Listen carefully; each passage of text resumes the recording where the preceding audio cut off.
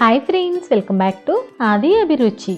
ఈరోజు రెసిపీ వచ్చేసి soya sauce, chilli sauce అలాంటి హడావిడి ఏమీ లేకుండా చాలా సింపుల్గా ఇంట్లో ఉండే వాటితో టేస్టీగా ఫ్రైడ్ రైస్ ఎలా ప్రిపేర్ చేసుకోవాలో చూసేద్దాం. ప్రత్యేకంగా ఇది బ్యాచిలర్స్ ఫ్రైడ్ రైస్ అని చెప్పొచ్చు. ఇంకెందుకు ఆలస్యం, రెసిపీ ఎలా చేయాలో చూసేద్దాం. ముందుగా స్టవ్ మీద ప్యాన్ పెట్టుకొని ప్యాన్లో 2 టేబుల్ స్పూన్ ఆయిల్ వేసుకోవాలి.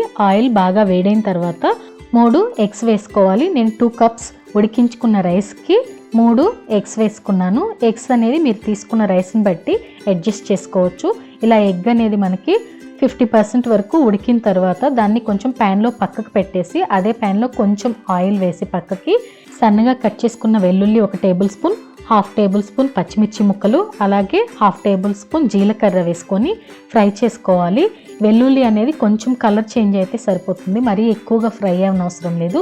ఇవి అక్కడక్కడ తగులుతూ రైస్లో చాలా టేస్టీగా ఉంటుందండి. ఇది అసలు స్కిప్ చేయొద్దు. ఇలా కొంచెం వెల్లుల్లి ఫ్రై అవ్వగానే ఎగ్, వెల్లుల్లి బాగా కలిసేలాగా మళ్ళీ ఇలా ఫ్రై చేసుకోవాలి. ఇలా ఫ్రై చేసుకున్న తర్వాత మనం ముందుగానే రెడీ చేసి పెట్టుకున్న రైస్ని వేసేయాలి. రైస్ అనేది మనకి చల్లగా ఉండాలండి, వేడివేడి రైస్ అసలు వాడొద్దు. ఇలా 2 కప్స్ రైస్ వేసుకొని అందులో 1 టేబుల్ స్పూన్ కారం, 1/2 టేబుల్ స్పూన్ ఉప్పు వేసుకొని ఉప్పు కారం రైస్లో బాగా కలిసేలాగా హై ఫ్లేమ్ మీద మాత్రమే 2 నుంచి 3 నిమిషాల వరకు ఫ్రై చేసుకోవాలి.